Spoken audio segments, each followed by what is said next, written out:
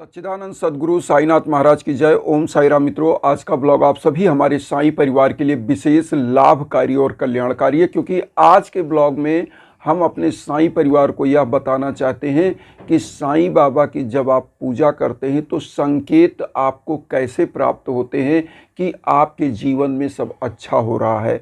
बहुत सारे साईं परिवार इस बारे में सवाल पूछते हैं कि गुरुजी कैसे हम संकेत को जान पाए, कैसे हम समझ पाएँ।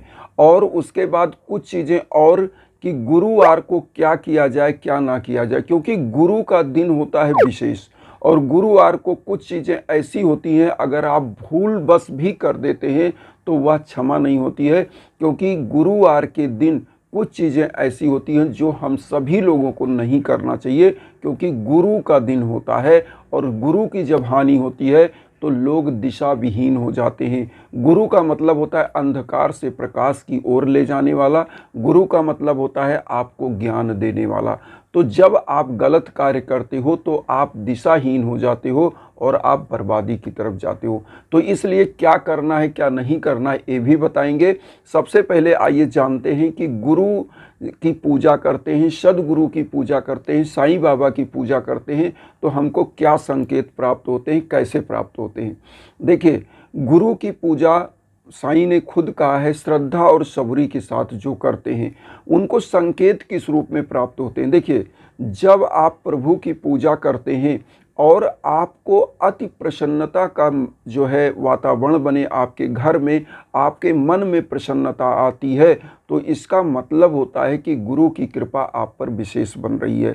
अब यहाँ पर एक चीज़ और बताएं, जब आप पूजा कर रहे हैं और पूजा से पूरे घर में हर परिवार के मस्तिष्क में एक प्रसन्नता आ रही है, आपस में प्यार भाईचारा आ रहा है, और जब आप खुद फील करते हैं कि घर में एक पॉजिटिविटी आपको महसूस होती है, और इस रूप में बाबा की कृपा कैसे बनती है, उस समय में आपके घरों पर क्या होता है, मेहमानों का आगमन, आपके घर परिवार में जो है लोगों के भिक्षा के मांगने वाले जो भिखारी होते हैं उनका आगमन ज़्यादा बढ़ जाता है।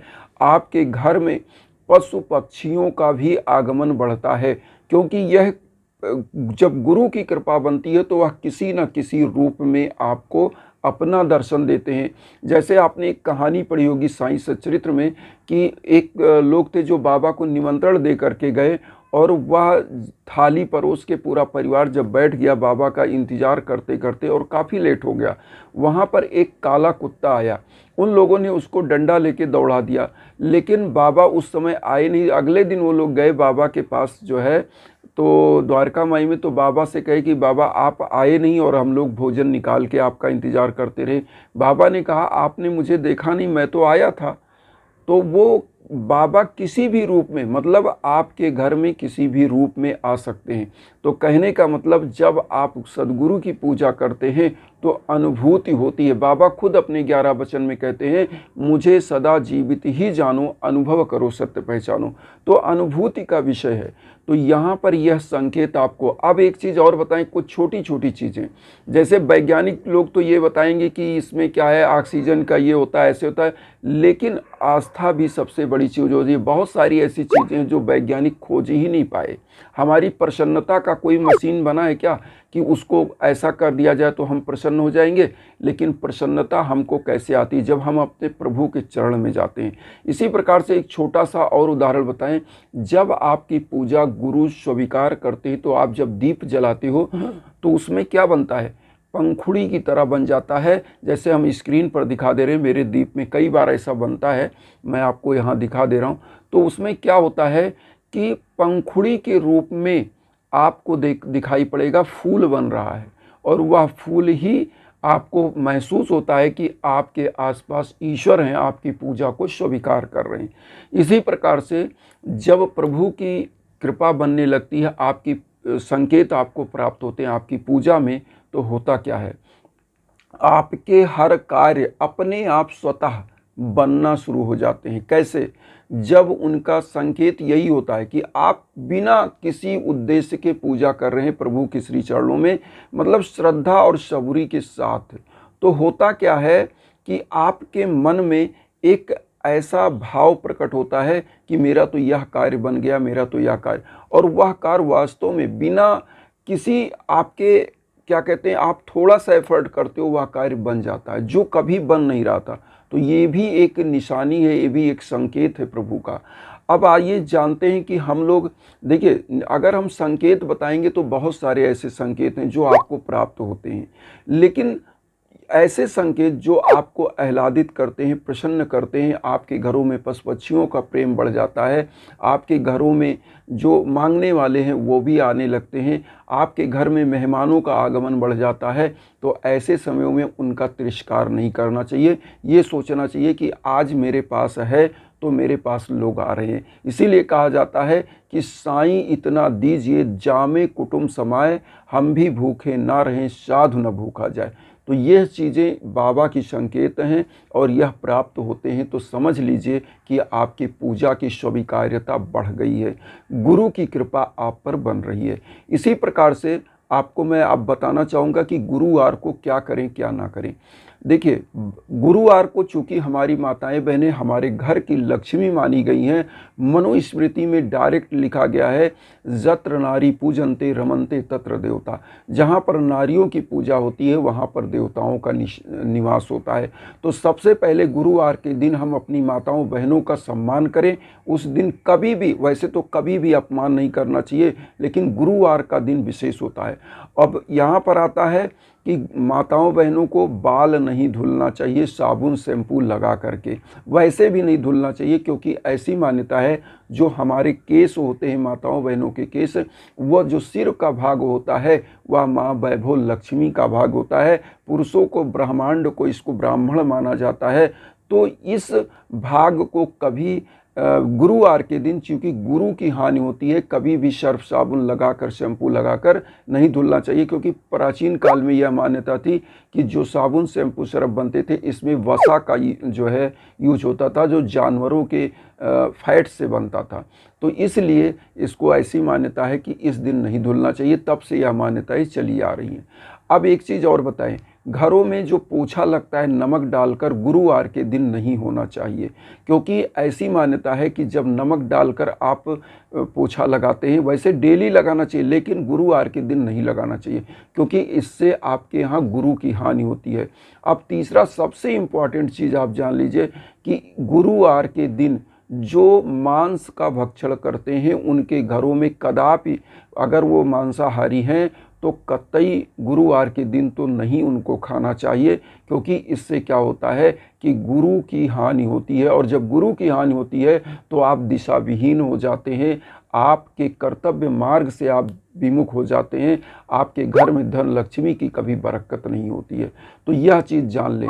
गुरुवार को मदिरा शराब नहीं पीना चाहिए, अगर कोई सेवन करता है तो ऐसी मान्यता है कि वह घर मिट जाता है, निर्धन हो जाता है। इसी प्रकार से एक चीज़ सबसे इम्पॉर्टेंट चीज़ आपकी पूजा का, कि गुरुवार के दिन आपको सरसों का तेल का दीप नहीं जलाना चाहिए, गुरुवार के दिन आपको घी का तेल जलाना चाहिए या आपको तिल का तेल जलाना चाहिए। ऐसी मान्यता है कि सरसों के तेल को जलाने से आपके घर से माँ लक्ष्मी रूठ जाती हैं। तो इस दिन किसी भी प्रभु की, सदगुरु साईनाथ की पूजा करिए तो घी का दीप जलाइए गुरुवार को, क्योंकि मैं अपने हर ब्लॉग में लगभग बताता हूँ कि घी का दीप आप प्रज्वलित करें। घी का दीप प्रज्वलित करने से आपके घर की नकारात्मक ऊर्जा समाप्त होती है और समस्त देवताओं का वास आपके घर में होता है, और माँ वैभव लक्ष्मी अति प्रसन्न होती हैं जब आप घी का दीप प्रज्वलित करते हो।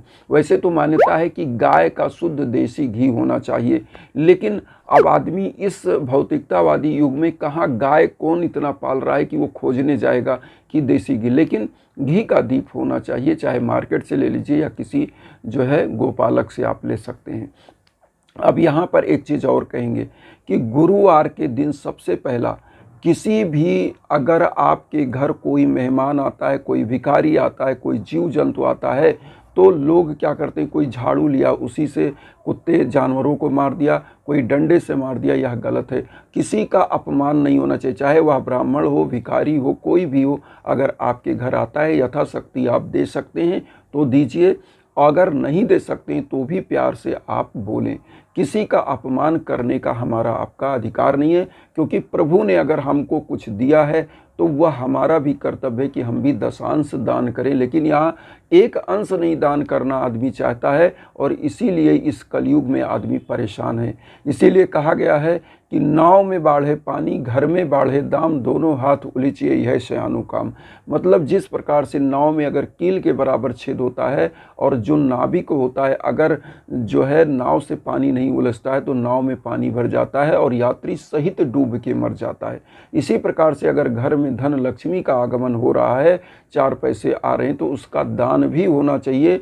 और जिसके घर में दान होता है उसके बच्चे बच्चियां सब अच्छे सफल इंसान बनते हैं, हर क्षेत्र में सफल होते हैं। क्योंकि कहा गया है कि बाढ़ें पूत पिता के धर में, खेती उपजे अपने कर में। तो यह चीज़ें आपको जाननी चाहिए। अब यहाँ पर एक चीज़ और कहेंगे कि जब भी जीवन में आपके कोई भी दुख कष्ट आ रहा है, आपके कार्य नहीं बन रहे हैं, भीषण बाधाएं आ रही हैं, तो यज्ञ याजन हवन जरूर कराएं।